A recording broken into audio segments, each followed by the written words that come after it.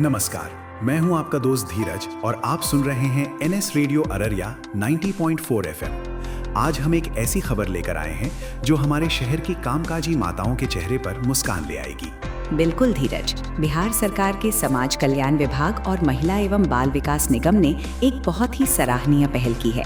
अब कलेक्ट्रेट, नगर थाना और व्यवहार न्यायालय जैसे सरकारी दफ्तरों में पालना घर की सुविधा शुरू की गई है। जी हाँ मुस्कान, ये उन माओं के लिए बहुत बड़ी राहत है जो काम के साथ साथ अपने बच्चों की सुरक्षा को लेकर चिंतित रहती थीं। अब 6 माह से 5 वर्ष तक के बच्चों को वहाँ न केवल सुरक्षित माहौल मिलेगा बल्कि उनके सर्वांगीण विकास पर भी ध्यान दिया जाएगा।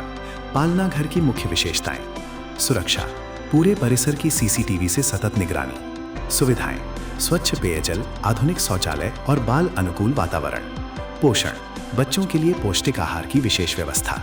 देखभाल: बच्चों की शिक्षा और खेलने के लिए खिलौने व अन्य साधन। सही कहा आपने, ये कदम वर्क लाइफ बैलेंस को बेहतर बनाने की दिशा में मील का पत्थर साबित होगा।